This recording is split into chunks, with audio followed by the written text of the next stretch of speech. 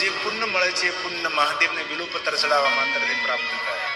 અખિલ ભારતીય યદુવંશી પરિવાર દ્વારા, આહિર સમાજ દ્વારા આ કથાની અંદર 15 દીકરીઓનું કન્યાદાન છે, સમૂહ વિવાહ છે. સાધુની દીકરીઓ છે, સાધુની દીકરીઓ છે. કેટલું મોટું કન્યાદાનથી કોઈ મોટું પુણ્ય એને મહાદાન તરીકે વર્ણવ્યું છે. લક્ષણ થયું મહાદાન. કોટી કન્યા સામાન્ય દાન નહીં, દાનભાઈ, સામાન્ય દાન નહીં, મહાદાન.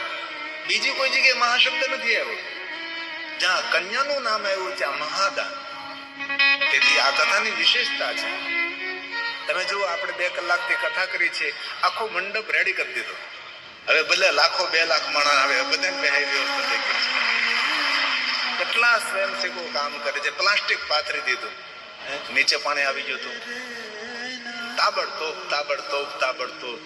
બસ ભગવાનને પ્રાર્થના કરી, જેટલા માણસો એ કથા સાંભળે એના કરતા ડબલ ને 10 ગણા ભાઈઓ બહેનો કથાનું શ્રવણ કરે. અમે યદુવંશી, અમે કૃષ્ણ ભગવાનના આશ્રિતો, અમે આહિર કોઈથી પાછા ન પડીએ. પહાડો તૂટી પડે તો પણ અમે હંમેશા અડગ રહીએ છીએ. એ અમે આહિર. ખરેખર આ બીજા કોઈનું કામ નહીં, બીજો જ માણસ હરી જાય, બેસી જાય, હવે આ બધું નહીં થાય આપણા, હવે બધું નહીં થાય. છતાં પણ આપણે આપણી ભગવાનની કથાનો વેગ રાખ્યો છે, પ્રભુની કથાનું શ્રવણ કરીએ છીએ. ને ભગવાને કહ્યું છે કે જે કોઈ આ મહિમા સાંભળે છે, ધ્યાનથી છે, જે કોઈ આ મહિમા સાંભળે છે તેને 1 કરોડ બિલોપત્ર મહાદેવને ચડાવવાનું પુણ્ય પ્રાપ્ત થશે. આ છે મહાત્મય. આ કથા હું તમને જે સંભળાવું છું એ કથાનું પણ મહાત્મય છે ને. બિલવૃક્ષનું બિલોપત્રનું મહાત્મય સમજો, એનું પણ કોઈ મહાત્મય છે. તેથી જે આપણે સાંભળી રહ્યા છે એનું પણ પુણ્ય છે. આ પુણ્ય અત્યારે નહીં દેખાય.